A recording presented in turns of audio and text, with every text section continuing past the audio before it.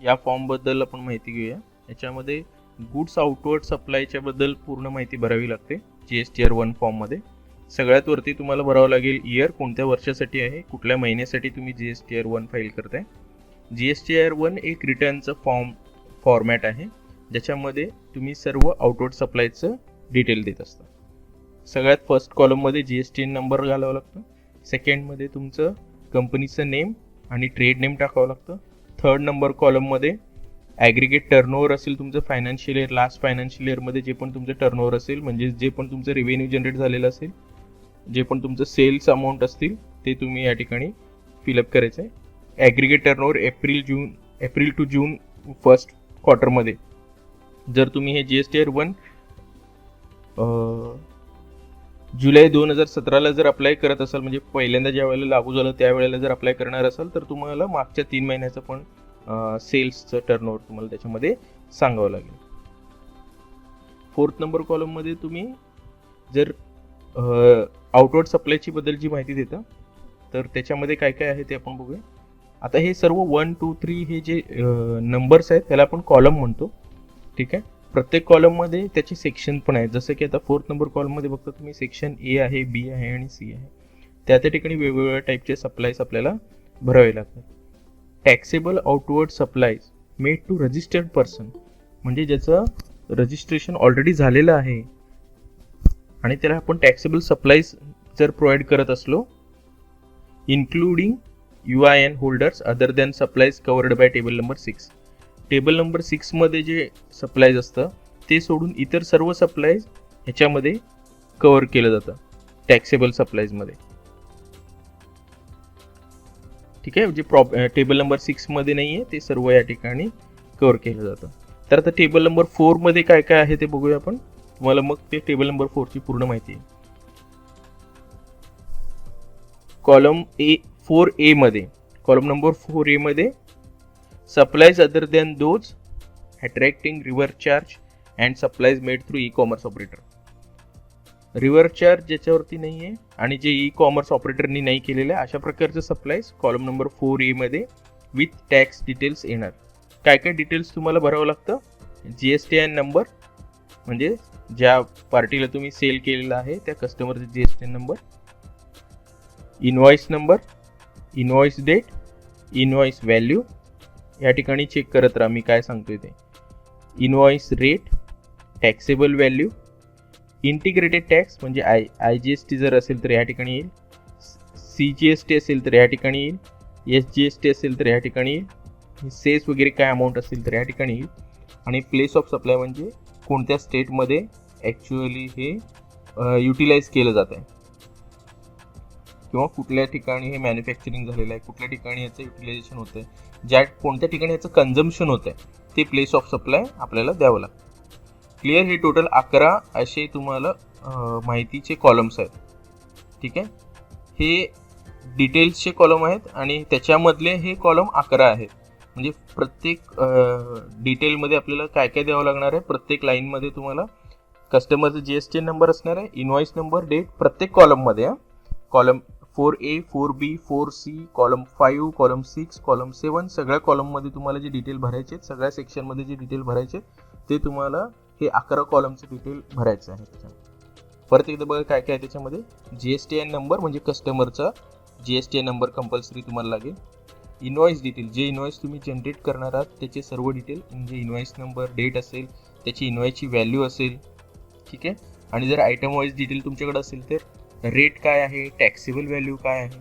त्याच्यानंतर जे इनवॉइसचं शेवटचं सेक्शन असतं त्या ठिकाणी टॅक्स ऑलरेडी लावलेलं असतं.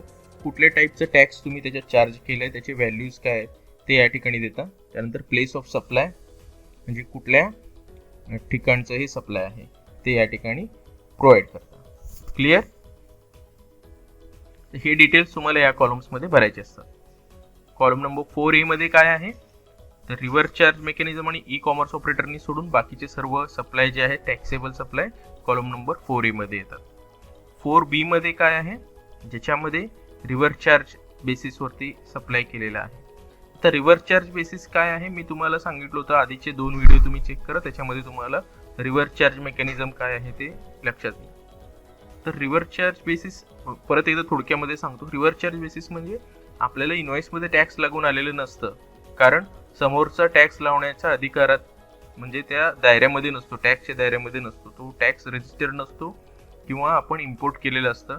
त्यामुळे इनव्हॉइसमध्ये टॅक्स नसतं, पण आपल्याला गव्हर्नमेंटला टॅक्स पे करावं लागतं. आपण रिव्हर्समध्ये कॅल्क्युलेट करतो, स्वतःहून गव्हर्नमेंटला सांगतो की हे 5% मी पे करतो. त्याला रिव्हर्स चार्ज कॅल्क्युलेशन अशा प्रकारे म्हणतात. ठीक आहे. कॉलम नंबर 4C मध्ये आपण बघणार आहे ई कॉमर्स ऑपरेटरने जे सेल केलं. ठीक आहे. हे सर्व झाले कॉलम नंबर 4 मधले येणारे डिटेल्स. कॉलम नंबर 5 मध्ये काय येतात, ते इंटरस्टेट सप्लायज म्हणजे 2 स्टेटमध्ये वेगवेगळ्या स्टेटमध्ये झालेले सप्लायज, ज्याच्यामध्ये ई कॉमर्स ऑपरेटरने कॉलम नंबर 5A मध्ये ई कॉमर्स ऑपरेटर सोडून दुसरे सप्लायज येतील आणि कॉलम नंबर 5B मध्ये ई कॉमर्स ऑपरेटरचे सोबतचे सप्लायज येतील. आता ई कॉमर्स ऑपरेटर म्हणजे कोण, हे ॲमेझॉन, फ्लिपकार्ट, डुबीझेल, खूप सारे ई कॉमर्स ऑपरेटर आहेत. ठीक आहे. ओला असेल, तुमचं उबर असेल, आता तर ह्यानी रिलायन्सचं पण आता ई कॉमर्स वेबसाईट आलेलं आहे, फ्लिपकार्ट होता, ती स्नॅपडील्स आहे. हे सर्व ई कॉमर्स ऑपरेटरच्या थ्रू जर तुम्ही सेल केला असेल तर ते ह्या कॉलममध्ये जाईल ई कॉमर्स ऑपरेटरच्या. जर डायरेक्ट सेल असेल तर 5A मध्ये जाईल, इंटरस्टेट सेलमध्ये. ठीक आहे. आणि इंटरस्टेट सेलचा अजून एक काय महत्वाचं, taxable outward interstate supplies to unregistered person where the invoice value is more than ₹2.5 lakh. जर 2.5 लाखापेक्षा जास्त असेल इनव्हॉइस व्हॅल्यू तर 5 मध्ये येणार. ठीक आहे. आणि बाकीचे सर्व 4A मध्ये 4B मध्ये येणार. त्याच्यानंतर 6 नंबर मध्ये काय आहे तर झिरो रेटेड सप्लायज आहे. झिरो रेटेड सप्लायज म्हणजे ज्या सप्लायज वरती, जसे एक्सपोर्ट आहे बघा, 6A मध्ये एक्सपोर्ट आहे, ज्या सप्लायज वरती आपण टॅक्स लावत नाहीये ते सगळे सप्लायज हे झिरो रेटेड सप्लायज मध्ये कन्सिडर केले जातात. एक तर सप्लाय झिरो रेटेड असू शकतो किंवा आउट ऑफ स्कोप सप्लाय असू शकतो, ज्याच्यावरती आपण टॅक्स लावत नाही. 3 टाईपच्या सप्लायवरती आपण टॅक्स लावत नाही, zero rated, out of scope आणि तिसरा एक असतो जे एक्झम्प्ट आहे, ज्याच्यावरती टॅक्सच नाही. ठीक आहे. त्याचे सर्व डिटेल जे झिरो रेटेड सप्लायज आहे, एक्सपोर्ट असतील किंवा तुम्ही सेज युनिटला, जे आपण बघितलं काल सेज युनिट म्हणजे काय, त्याच्यामध्ये जर सप्लाय केलं असेल किंवा डीम्ड एक्सपोर्ट असतील तर त्याचे सर्व डिटेल्स तुम्हाला ह्या कॉलम नंबर 6 मध्ये भरावे लागणार आहे. सेम असणार आहेत बाकीचे सर्व जे आहे की जीएसटी नंबर असलं पाहिजे, इनव्हॉइस डिटेल्स असले पाहिजे, शिपिंग बिल डिटेल्स असलं पाहिजे, टॅक्स तुम्हाला ब्रेकअप देता यायला पाहिजे, त्या सर्व गोष्टी सेम असणार आहेत. कॉलम नंबर 7 मध्ये काय आहे बघा, कॉलम नंबर 7 मध्ये आहे डेबिट नोट आणि क्रेडिट नोट वगळता, म्हणजे डेबिट आणि क्रेडिट नोट मायनस करून राहिलेले सर्व टॅक्सेबल सप्लाय जे आहेत अनरजिस्टर्ड पर्सनला. ठीक आहे. जे कॉलम नंबर 5 मध्ये तुम्ही दिलेलं नाहीये ते सर्व डिटेल्स याच्यामध्ये फिलअप करायचे आहेत. आता हे सर्व काय आहे ऍक्च्युली, एवढे सगळे कॉलम्स का आहेत हे ज्या वेळेला आपण प्रॉब्लेम घेऊ त्यावेळेला तुम्हाला स्टेप बाय स्टेप मी समजून सांगतो. ठीक आहे. आता फक्त एक फॉर्मॅट काय आहे, फॉर्म काय आहे ते समजून घेतोय. कॉलम नंबर 7A मध्ये इंट्रास्टेट सप्लायज आहे. ठीक आहे. कॉलम नंबर 7B मध्ये interstate supplies where invoice value is up to 2.5 lakh आहे रेट वाईज.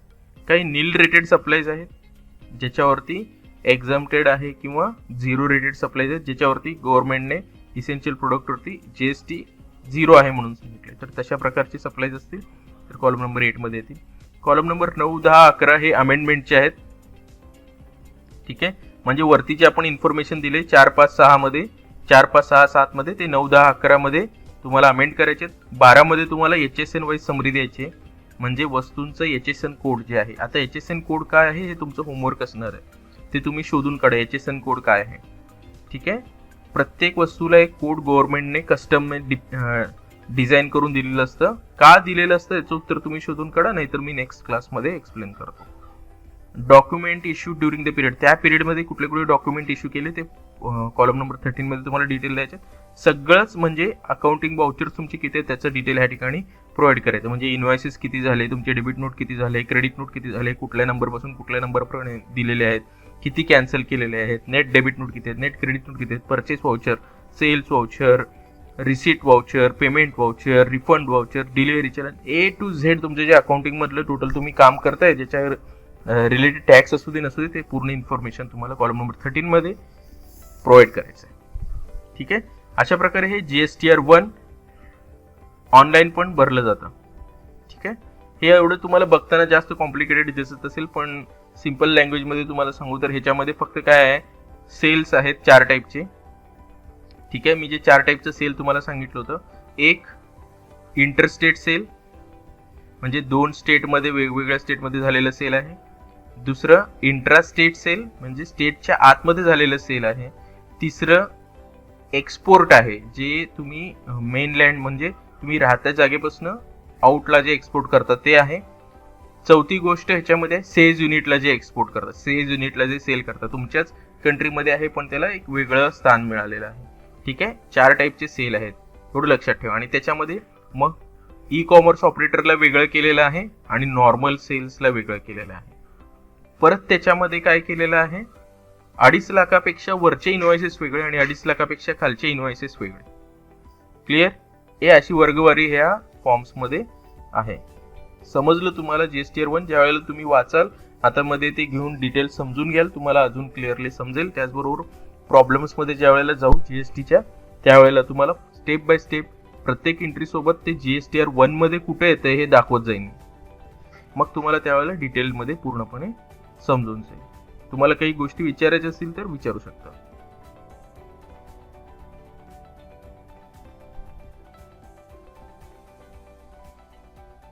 बोला कोमल, प्रणव.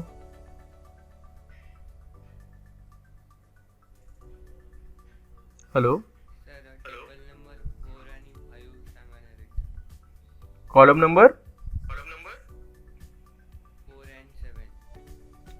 4 and 7. ओके, 4 मध्ये काय आहे, taxable outward supplies made to registered person. जे पण रजिस्टर्ड लोक आहेत, ज्यांच्याकडं टिन नंबर आहे, ज्यांच्याकडं जीएसटी नंबर आहे, ठीक आहे, त्या लोकांना जर सेल केलं असेल तर कॉलम नंबर 4 मध्ये येणार. ठीक आहे, जर दुसऱ्या स्टेट मधल्या लोकांना सेल केलं, अनरजिस्टर्ड लोकांना, आणि व्हॅल्यू जर 2.5 लाखापेक्षा वर असेल तर ते कॉलम नंबर 5 मध्ये येणार. 0 रेटेड असेल, एक्सपोर्ट असेल किंवा डीम्ड एक्सपोर्ट असेल किंवा तुम्ही सेज युनिटला सप्लाय करत असाल तर कॉलम नंबर 6 मध्ये येणार. ठीक आहे, टॅक्सेबल सप्लाय असतील आणि अनरजिस्टर्ड लोकांना सेल केलं असेल आणि जे कॉलम नंबर 5 मध्ये तुम्ही इन्फॉर्मेशन प्रोव्हाइड केलेली नाहीये, तर डेबिट आणि क्रेडिट नोट मायनस करून राहिलेली अमाऊंट तुम्हाला ह्या टेबल नंबर 7 मध्ये प्रोव्हाइड करायचे आहे. आता टेबल नंबर 7 मध्ये कुठल्या कुठल्या गोष्टी येतील बघा. एक तर अनरजिस्टर्ड पर्सन आहे, म्हणजे कॉलम नंबर 4 मध्ये तर ते जाणारच नाहीये. कॉलम नंबर 6 मध्ये कम्प्लीट एक्सपोर्ट्स आहे, त्यामुळे त्या ठिकाणी पण जाणार नाही. राहिला तो कॉलम नंबर 5 मध्ये काय आहे, जर व्हॅल्यू 2.5 लाखापेक्षा जास्त असेल आणि अनरजिस्टर्ड पर्सन असेल आणि इंटरस्टेट सेल असेल तर कॉलम नंबर 5 मध्ये येईल. मग जर इंटरस्टेट असेल आणि 2.5 लाखापेक्षा कमी जर व्हॅल्यू असेल इन्व्हॉइसची, मग ते कॉलम नंबर 7 मध्ये येणार. क्लिअर?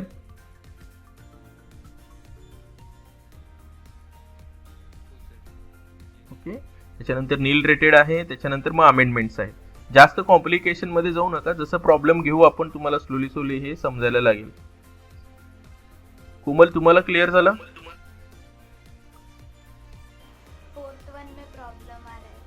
अच्छा, 4th वन फिर से समझाता हूँ. देखो, टैक्सेबल आउट, अच्छा बी, ए बी सी ओ तीनों भी समझना है.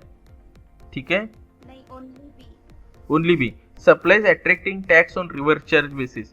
अभी कुछ मैंने बोला कि टैक्स जो होता है इनवॉइस में लग के नहीं आता है. इनवॉइस में कुछ लोग लगा नहीं सकते, जैसे कि फ्री जोन वाली कंपनीज है, उन्होंने जीएसटीआर रजिस्ट्रेशन किया है, लेकिन उनको ऐसा रूल है कि वो टैक्स वाला इनवॉइस दे नहीं सकते, तो उनको विदाउट टैक्स वाला इनवॉइस देना पड़ता है.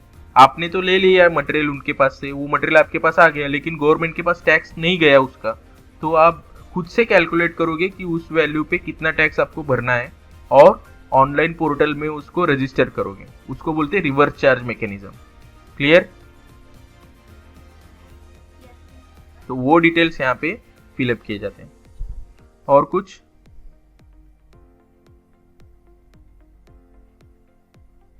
तो हम बढ़ेंगे प्रॉब्लेम की तरफ. ये चीज जो है आपको ज्यादा दे लिमिटेड फार्मसीच्या रिलेटेडचा प्रॉब्लेम आहे. याच्यामध्ये सगळ्या टाईपचा आपण कव्हर करण्याचा प्रयत्न केलेला आहे, सेल्स आणि परचेस जीएसटीच्या रिलेटेड. त्याचबरोबर रजिस्ट्रेशन सर्टिफिकेट आपण बघितलेलं आहे, जीएसटीचं नंबरचं कशा प्रकारे बनतो ते आपण ऑलरेडी बघितलेलं आहे. ठीक आहे, तर आपण प्रॉब्लेमला सुरुवात करूया. टॅलीमध्ये कशा प्रकारे बनवायचं आहे. तर टॅली एक ERP सॉफ्टवेअर आहे. ह्याच्यामध्ये accounting, finance, audit, taxation, payroll अशा सर्व गोष्टी, त्याचबरोबरच MIS रिपोर्टिंग हे तुम्ही करू शकता. ऑनलाईन आणि ऑफलाईन जगाच्या कुठल्याही कोपऱ्यावरून तुम्ही आपला डाटा ॲक्सेस करू शकता. तर टॅलीचं तुम्हाला एक तर व्हॅलिड लायसन्स पाहिजे आणि सगळ्या टेक्निक्स तुम्हाला माहीत पाहिजे. प्रॉब्लेम सुरू करायचा तर कंपनी क्रिएट करावी लागेल. तर कंपनीचे डिटेल आपल्या एक्सेलमध्ये अवेलेबल आहेत. होलीगोली फार्मसी. त्याच्यामध्ये कॉपी पेस्ट करण्यासाठी Ctrl+C, तुम्ही एक्सेलमध्ये Ctrl+C केलं, कॉपी झालं, आणि पेस्ट करण्यासाठी Ctrl+Alt+V वापरला.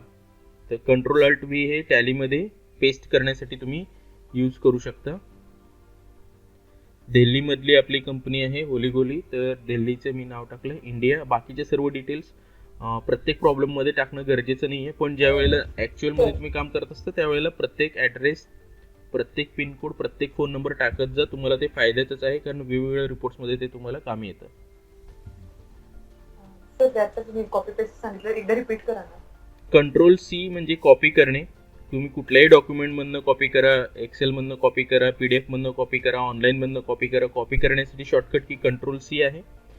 आणि नॉर्मली तुम्ही जर दुसऱ्या कुठल्या डॉक्युमेंट्समध्ये एक्सेलमध्ये जर पेस्ट करत असाल तर Ctrl+V केलं तर पेस्ट होतं, पण टॅलीमध्ये तुम्हाला Ctrl+V सोबत Alt पण प्रेस करावं होतं. म्हणजे Ctrl, Alt आणि V हे 3 बटन ज्या वेळेला प्रेस करतात त्यावेळेला पेस्ट होतो. एक्सेल मध्ये करत असताना नुसतं Ctrl+V आणि फक्त फायनल टॅली मध्ये करत असताना Alt Ctrl+V. Alt Ctrl. Okay.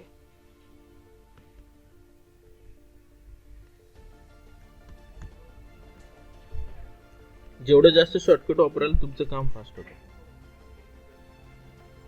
हो सर. ठीक आहे, आता आपण कंपनी क्रिएट केली आहे. त्याच्यामध्ये GST ॲक्टिवेट करून घेऊया. GST ॲक्टिवेट करण्यासाठी आपण F11 फीचर्समध्ये जाणार आहे. त्याच्यामध्ये या ठिकाणी इनेबल गुड्स अँड सर्व्हिस टॅक्सला येस करायचं आहे. तसंच तुम्ही येस करायला एक फॉर्म ओपन होतं ज्यामध्ये GST डिटेल देण्यासाठी सांगते. हे तुमच्या कंपनीचं GST द्यायचं आहे डिटेल. दिल्ली रेग्युलर टाईपचं GST आहे.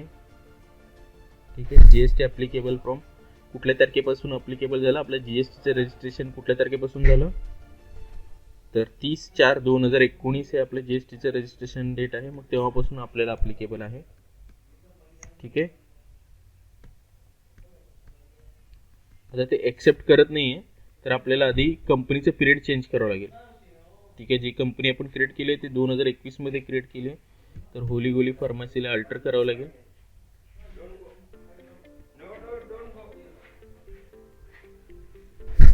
मी 2019 करून घेतो.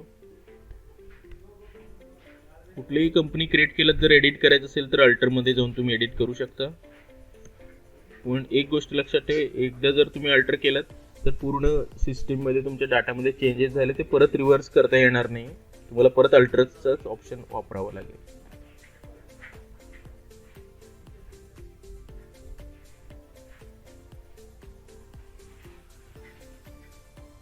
2019 केलं होतं. करंट पिरियड चेंज करतो मी.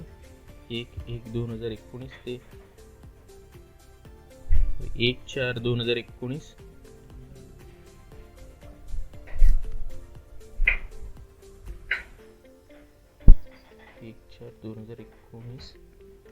ते 31/3/2020. ठीक आहे, फायनान्शियल इयरमध्ये फर्स्ट 1/4/19. फर्स्ट डेट तुमचं 1/4/19. आणि त्याच्यानंतर कंपनी क्रिएशनमध्ये आपल्याला डिटेल्स जे टाकायचे आहेत ते F11 फीचर्समध्ये. त्या फर्स्ट स्टेपमध्ये तुम्हाला फक्त कंपनीची डिटेल टाकणं लक्षात ठेवा. आता रेग्युलर आणि कंपोजिशन असे 2 टाईपचे रजिस्ट्रेशन असतात. रेग्युलर म्हटल्यानंतर ज्याच्यामध्ये सिंगल टाईपचं सिम्पल तुमचं प्रोसेस चालू आहे, जे नॉर्मली सगळे ट्रेडर त्याच्यामध्ये कन्सिडर केले जातात. पण कंपोजिशन कोणाला येतं तर ते जे मॅन्युफॅक्चरर पण असतात आणि जे डीलर पण असतात ते कंपोजिशन स्कीममध्ये अप्लाय करतात.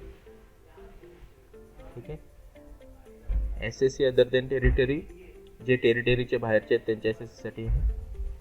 1 एप्रिल 2019 तुम्ही असं ॲप्लिकेशन डेट घेऊ शकता. ॲक्च्युअल आपलं ॲप्लिकेशन डेट जे आहे 30/4 आहे, पण आपलं एज्युकेशन व्हर्जन असल्यामुळे आपल्याला 1/4च घ्यावं लागणार आहे, कारण 1 आणि 30 तारीख आय थिंक घेईल.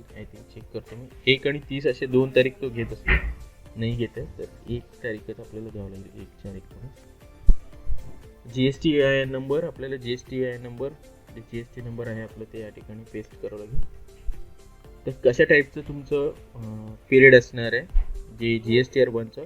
काही लोकांना मंथली फॅसिलिटी प्रोव्हाइड केलेली आहे, काही लोकांना क्वार्टरली फॅसिलिटी प्रोव्हाइड केलेली आहे. तुमच्या त्या GST सर्टिफिकेटवरती त्याचे डिटेल्स असतील, म्हणजे कोणाला मंथली भरायचं आहे, कोणाला 3 महिन्याला एकदा भरायचं. क्वार्टरली म्हणजे प्रत्येक तिमाही 3 महिन्याला एकदा भरायचे, ते डिटेल्स तुमच्या सर्टिफिकेटमध्ये असतील. मी आता या ठिकाणी हे मंथली रेग्युलरमध्ये घेतलेलं आहे. Set GST rate details. जर तुम्हाला एक सोबतच सगळ्या ऑलरेडी तुमचं जर कंपनी चालू असेल आणि त्याच्यामध्ये लेजर्स असतील आणि आयटम्स असतील आणि वन शॉटमध्ये एकाच वेळी तुम्हाला सगळीकडे रेट सेट करायचे असतील, तर ह्या ऑप्शनचा तुम्ही वापर करू शकता. सध्याला आपली कंपनी नवीन आहे, तर याच्यामध्ये आपण ते ऑप्शन वापरणार नाही, आपण 1 बाय 1 सगळे सेट करणार आहे. ठीक आहे. तर या ठिकाणी काही वेगवेगळे ऑप्शन्स आहेत. GSTमध्ये डीपमध्ये गेल्यानंतर तुम्हाला लक्षात येईल. फक्त एवढंच लक्षात ठेवा, GSTचं डिटेल टाकून आपण कंपनी ऑन केलेला आहे.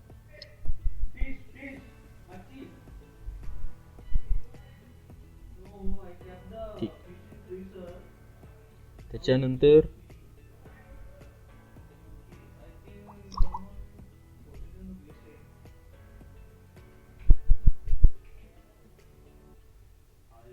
पार्टनर आहेत आपले 1, 2, 3, 4 पार्टनर आहेत आणि त्यांनी कॅपिटल घेऊन आलेलं आहे. नॉर्मल तुमचं जे रेसिट इंटरेस्ट आहे ते तुम्ही एंट्री करू शकता F6 मध्ये.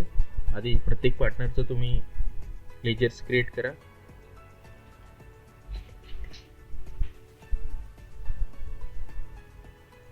सर या प्रॉब्लेम मध्ये पण ओपनिंग बॅलन्स टाकू शकतो ना आपण लेजर क्रिएट करताना? कुठं ओपनिंग बॅलन्स टाकणार आहे? इथं बॅलन्स नाही दिलेलं तुम्हाला. हे ओपनिंग बॅलन्स नाही आहे, हे घेऊन आलेलं आहे बघा. इथं या ठिकाणी लिहिलेलं आहे total initial capital bought in business. हां राईट. ठीक आहे. बिझनेसमध्ये घेऊन आलेले पैसे आहे ते, तर त्यामुळे ते तुमचं रिसिटमध्येच येणार. ओपनिंग बॅलन्स वेगळं असतं, तुम्हाला ते फॉर्मॅटच वेगळं देतात त्यांनी. ओके.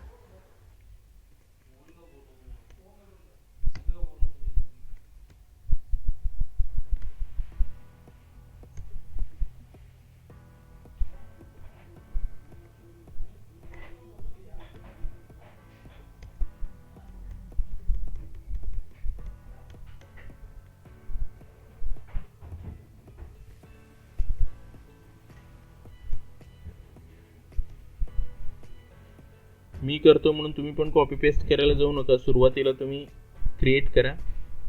ठीक आहे. कॉपी पेस्ट तर आहेच, आपल्याला आयुष्यभर करायचंच आहे. ठीक आहे. प्रॅक्टिससाठी तुम्ही टाईप करा मोस्टली. तुमचं कीबोर्डचं पण प्रॅक्टिस होईल, तुमचं टायपिंगचं पण प्रॅक्टिस होईल, कारण तुम्हाला कुठं जायचं नसतं. गडबड करायचं नाही, निवांत सोडवायचं. मी का फास्ट शिकवतो तुम्हाला, तुम्हाला रिपीट चेक करून पाहायला टाइम आहे. ठीक आहे. आणि जेवढं लवकर होईल तेवढं प्रॉब्लेम संपवले तर आपल्याला पुढे जाता येईल ना. हो सर.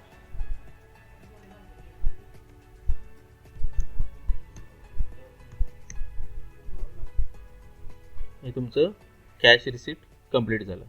ठीक आहे. इनिशियल कॅपिटल आलं तुमच्या बिझनेसमध्ये. त्यानंतर 1 तारखेला परचेस लँड फॉर फॅक्टरी आहे, तर मी 1 तारीख टाकतो आधी. आता ह्या एंट्रीमध्ये तुम्हाला माहिती आहे आपल्याला जर्नलमध्ये एंट्री करावं लागणार आहे, कारण लँड हे ॲसेट आहे. प्लॉट किती स्क्वेअर फीट आहे? 5000 स्क्वेअर फूट.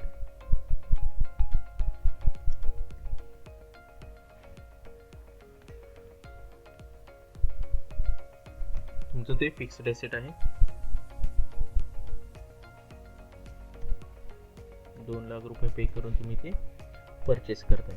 आता कोणाकडनं तर तुम्ही परचेस करणारच आहात, तर मी मयूर 1 घेतो. इथं का दिलेलं आहे त्या ठिकाणी? नाही दिलं.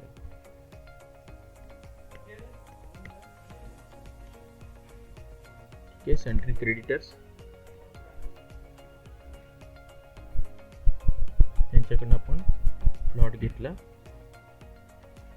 Purchase building material factory building and office premises.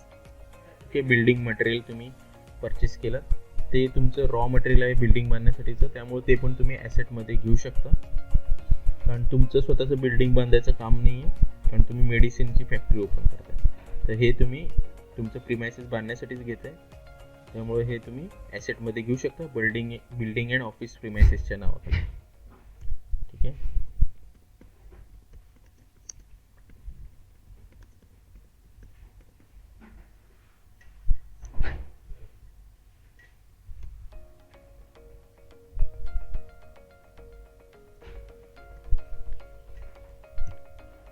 आणि त्याच्या रिलेटेड जे पण खर्च असेल ते बिल्डिंगमध्ये ॲड करत जायचं.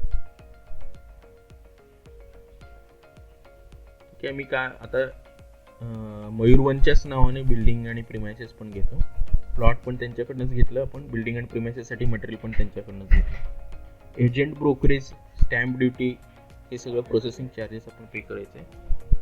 तर प्रोसेसिंग चार्जेस हे सर्व तुम्हाला कशामध्ये ॲड होणार आहेत, ते बिल्डिंग प्रिमायसेसच्या लेजरमध्येच ॲड होणार आहेत, कारण ते त्याच्या रिलेटेड आहेत. ठीक आहे. ते व्हॅल्यू तुम्ही पकडणार आहात कधी पण सेल करत असताना, की माझं किती खर्च झाला तेवढं तरी निघायला पाहिजे, त्यामुळे ते बिल्डिंगच्या कॉस्टिंगमध्येच ॲड केलं जाईल. आणि मी ते एजंट मयूरवनलाच पकडतोय. Next, purchase machinery from Sun Pharma. Machinery purchase केलेली आहे आपण, हे पण फिक्स्ड एसेट आहे.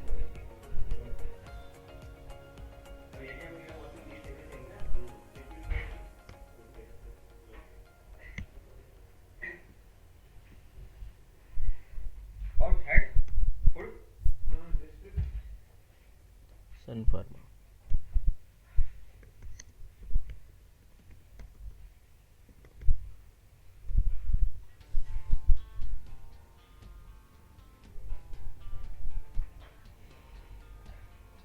Furniture from Woodland furniture.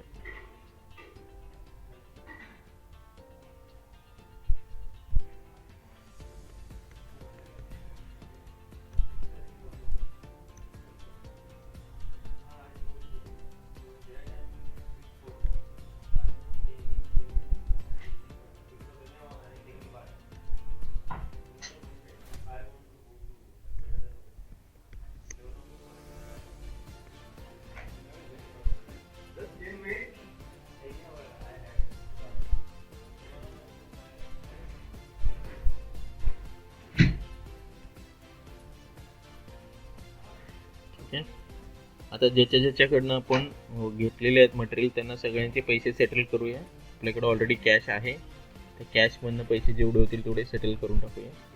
Settle करणे म्हणजे पेमेंट करणे. ठीक आहे. आपण मोस्टली मयूरवनवाल्यांकडनं घेतलेलं आहे, तर 7,50,000 मयूरवनवाल्याला देऊन टाकायचे.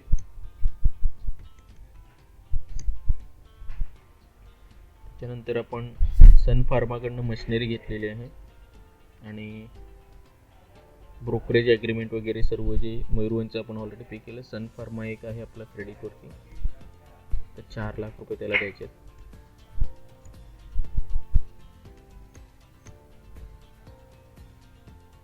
ठीक आहे.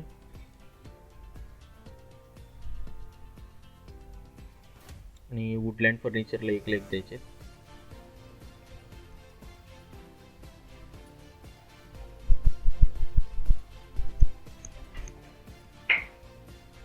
आपण हे सर्व इन्व्हेस्टमेंट आपलं क्लिअर झालेलं आहे. आता रॉ मटेरियल परचेस करायला चाललो आहे आपण. या ठिकाणी एजी फार्मा यांच्याकडून आपण रॉ मटेरियल परचेस करतोय. परचेसमध्ये त्याची एंट्री होणार. ठीक आहे. त्या ठिकाणी आपण नंबर दिले इनवॉइसचा, या ठिकाणी डेट टाकलं, या ठिकाणी आपल्याला पार्टीचं नाव क्रिएट करावं लागणार आहे. एजी फार्मा सनरी क्रेडिटर्स, कारण त्यांच्याकडनं आपण घेतोय. त्या ठिकाणी मी F12 मध्ये जाऊन चेक करतो सगळ्या गोष्टी व्यवस्थित आहेत की नाही. योग्य वाटल्या तर मी पुढे जाईन. त्याच्यामध्ये मला फोन नंबर वगैरे सगळं ॲक्टिवेट करायचं आहे, त्यामुळे मी मोर डिटेल्समध्ये जाऊन येस करेन. तर description for ledgers, notes for ledger, credit limit सर्व गोष्टी मी येस करून घेईन. कॉन्टॅक्ट डिटेल्स,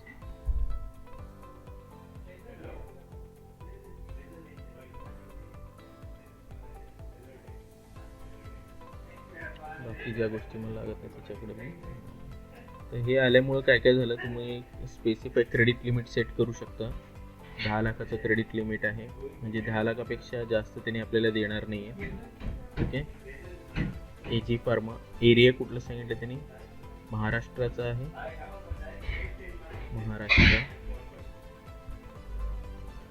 या ठिकाणी पण महाराष्ट्र घ्या. पिनकोड, एरिया कोड जे असेल ते तुम्ही या ठिकाणी प्रोव्हाइड करू शकता. मोबाईल नंबर, कॉन्टॅक्ट डिटेल्स अजून भरायचे असतील तर तुम्ही इथे येस करून अजून डिटेल्स भरू शकता. बँक डिटेल्स वरती भरू शकता.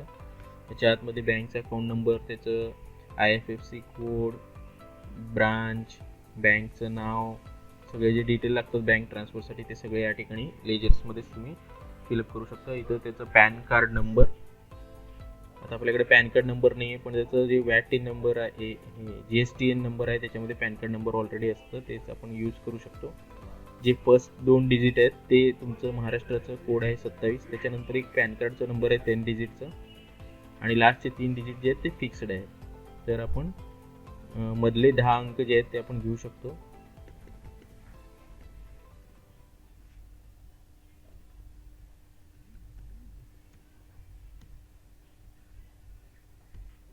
GSTN नंबर 27,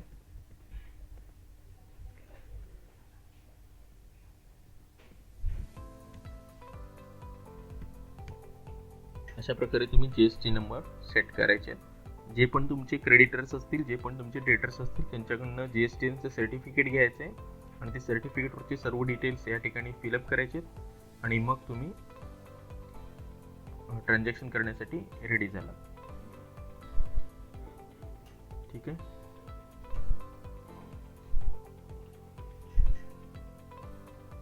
आता पहिल्या आपल्याला गुड्स आणि त्याचे ग्रुप्स क्रिएट करावे लागतील, आयटम्स क्रिएट करावे लागतील. तर पहिला आयटम आहे आपल्याकडं रॉ मटेरियलचा. ठीक आहे. तर हे जे सोडियम आहे, आपण इन्व्हेंटरी ऑन केलेलं नाही आहे F11मध्ये जाऊन, तर इन्व्हेंटरी एकदा ऑन करून घेऊया. ठीक आहे, कारण इन्व्हेंटरीच्या रिलेटेड प्रॉब्लेम आहे आपला. Integrate account with inventory, multiple price levels, batches, expiry date सगळं लागणार आहे, कारण आपलं मेडिसिनचं काम आहे तर एक्सपायरी डेट पण त्याच्यामध्ये असेल.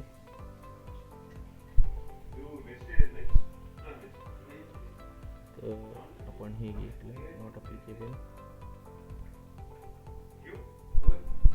हे परचेस लेजर आपण क्रिएट करूया. परचेस, आता त्याचं परचेस लेजर क्रिएट करण्यासाठी आधी कुठल्या ठिकाणाचं आहे तर ते महाराष्ट्राचं आहे, तर इंटरस्टेट परचेसचं लेजर तुम्हाला क्रिएट करावं लागेल. ठीक आहे. लक्षात ठेवायचं, लोकल परचेस, इंटरस्टेट परचेस त्या नावाने जर क्रिएट केला तर तुम्हाला सिलेक्ट करायला सोपं पडतं. इव्हन तुम्ही पर्सेंटेज वाईज पण ते प्रत्येक लेजर बनवू शकता. इंटरस्टेट परचेस @5%, कारण तुमच्या आता सध्याला जे प्रोडक्ट आहे ते 5%चं आहे, त्यामुळे तुम्ही डायरेक्टली अशा प्रकारे घेऊ शकता. अंडर परचेसमध्ये या ठिकाणी तुम्हाला सिलेक्ट करताना नॉट अप्लिकेबल करा, ॲप्रोप्रिएट बाय व्हॅल्यू. ठीक आहे. या ठिकाणी GST ॲप्लिकेबल करायचे. GST डिटेल्स तुम्हाला या ठिकाणी सेट करण्यासाठी येस करायचे. कुठल्या टाईपचं तुमचं डिस्क्रिप्शन आहे, गुड्सचं डिस्क्रिप्शन असेल ते तुम्ही ठेवू शकता. Medical, pharma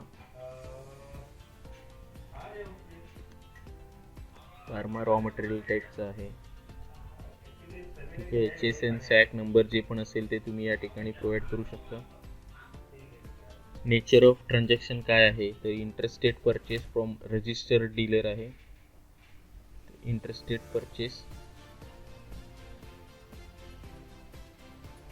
taxable. या ठिकाणी ज्यावेळेला रजिस्टर्ड असतं त्यावेळेला तुम्ही डायरेक्ट टॅक्सेबलमध्ये घेऊ शकता, ज्यावेळेला अनरजिस्टर्ड असतं त्यावेळेला इथं ऑप्शन दिलेलं आहे. हे एवढ्या टाईपचं तुमचं ट्रान्झॅक्शन तुम्ही करू शकता परचेसमध्ये. ठीक आहे. जे GSTच्या तुमच्या वेगवेगळ्या कॉलममध्ये हिट करेल. ठीक आहे. आपण आता सध्याला बघतो ते interstate purchase taxable. Reverse charge applicable वगैरे त्याला काहीच हात लावायचं नाही आहे.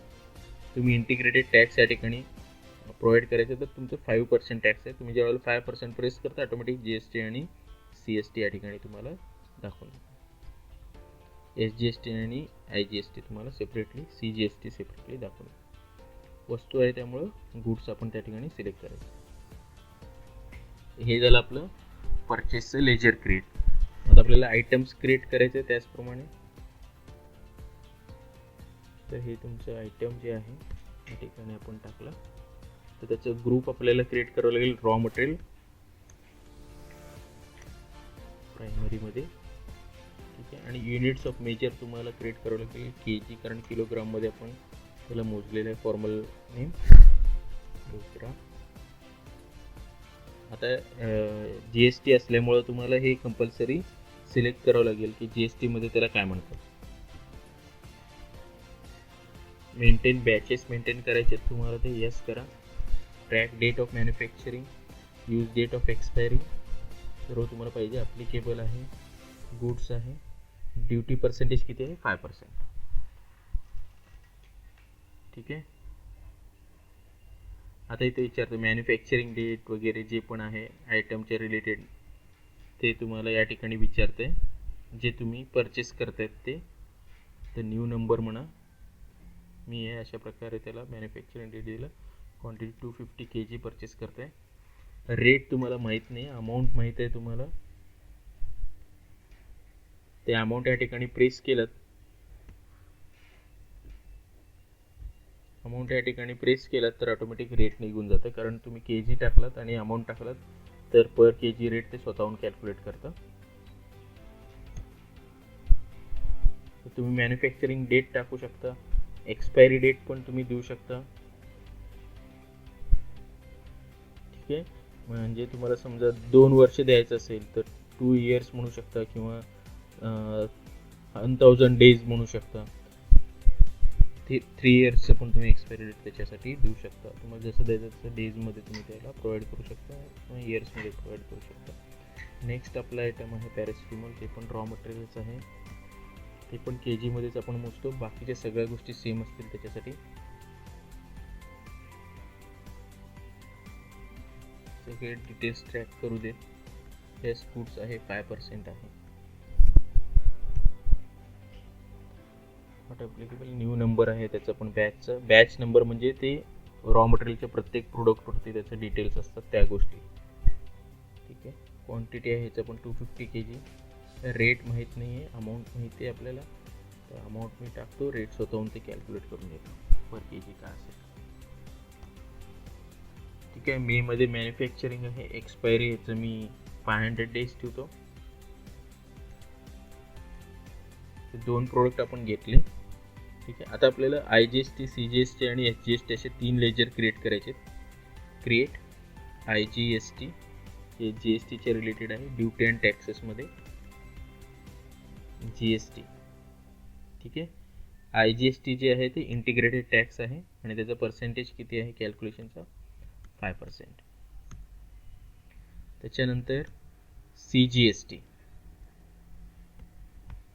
हे ड्युटीजचे लेजर्स आहेत. तुम्ही हे क्रिएट करावे लागतील तुम्हाला GSTच्या अंडर. CGST म्हणजे सेंट्रल टॅक्स. ठीक आहे. ते पण 5%.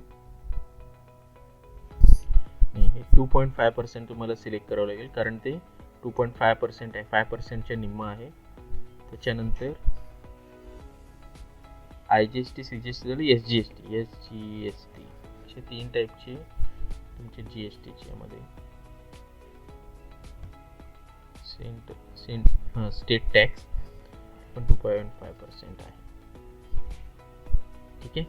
आता बघा IGST मध्ये ते 5% पकडलं बरोबर. ते 5% तुमचं ते व्हॅल्यू पकडलं IGST मध्ये. CGST आणि SGST मध्ये का पकडलं नाही हो सांगू शकता सर स्टेट आणि येस सर स्टेट आणि आपलं सेंट्रलला निम्म निम्म टॅक्स जाते ना. हा मग त्या ठिकाणी त्यामुळं का पकडलं नाही ते निम्म निम्म. म्हणजे IGST ला का IGST ला 5% पूर्ण पकडलं. CGST आणि SGST ला का पकडलं नाही. हो इथे कॅल्क्युलेशन मध्ये 23,800 आले. इथे दोन्ही ठिकाणी का आलं नाही त्याचं एक लॉजिक आहे. हे कुठल्या टाईपचं परचेस आहे? हा. इंटरस्टेट परचेस आहे. इंटरस्टेट परचेस ज्या वेळेला असतं, दोन वेगवेगळ्या स्टेटमध्ये ज्या वेळेला हा. ट्रान्झॅक्शन होत असतं त्यावेळेला सीजीएसटी आणि एसजीएसटी असे दोन वेगवेगळे टॅक्स नसून आयजीएसटी एकच टाईपचं टॅक्स त्याच्यामध्ये असतं. ठीक आहे, ओके, म्हणजे आपल्याला जर एक्सपोर्ट करायचं असेल दुसऱ्या स्टेटमध्ये तर मग त्याला एक्सपोर्ट म्हणत नाही, त्याला इंटरस्टेट सेल म्हणतात. ओके. ओके, त्यावेळेला फक्त आयजीएसटी हो. असतो, बाकीची दोन्ही पण लागत ओके. नाहीये. ठीक आहे, येस सर. आणि ते स्वतःहून पण तुम्ही जर व्यवस्थित सर्व लेजर्स व्यवस्थित बनवले असेल तर ते स्वतःहून पण त्याच्या समोर कॅल्क्युलेशन देत नाही, कारण टॅली तेवढं हुशार आहे, त्याला कळतं आपण जे कमांड दिलेलं आहे ते. ठीक आहे, ह्याच ठिकाणी जर लोकल सेल असलं असतं तर ते वर आयजीएसटी मध्ये पकडलं नसतं, ते फक्त सीजीएसटी आणि एसजीएसटी मध्ये डिवाइड करून पकडलं असतं. ठीक आहे, मी तुम्हाला दाखवेन ते लोकल सेलच्या परचेसच्या वेळेला, सेलच्या वेळेला लक्षात येईल. आता हे आपलं कम्प्लीट झालं परचेस. ज्यावेळेला आपण सेव्ह करतो त्यावेळेला बघा काय झालं, मी आता सेव्ह केलं होतं, काय झालं, सीजीएसटी आणि एसजीएसटी गायब झालं. का? सेम रिझन, ज्या गोष्टी ज्या तुमच्या वाउचरमध्ये लागत नाही तिथे ठेवून काय करणार आहे तो, गायबच करणार आहे तो. लक्षात आलं का? नाही सर, सीजीएसटी आणि confusing. एसजीएसटी तुम्हाला इनव्हॉइस मध्ये लागणारच नाहीये, कारण ही इंटरस्टेट सेल आहे, इंटरस्टेट परचेस आहे, तिथे आयजीएसटीच लागणार आहे. त्या दोघांचं काही कामच नाहीये, त्यामुळे ते काढून टाकलं स्वतःहून.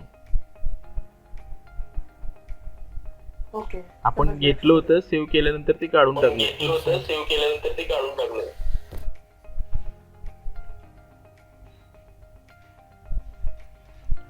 नेक्स्ट हे परचेस झालं आपलं एंट्री. Sale entry. आता सेल एंट्रीच्या आधी आपल्याला ते प्रोसेस करावं लागणार आहे, तुम्हाला स्ट्रिप्समध्ये कन्वर्ट करावं लागणार आहे टॅबलेटचं. ते मॅन्युफॅक्चरिंगचं प्रोसेस आहे, त्याच्यासाठी तुम्हाला पूर्ण एक क्लास मला घ्यावं लागेल मॅन्युफॅक्चरिंग प्रोसेससाठी. मग ह्या ठिकाणी आपण स्टॉप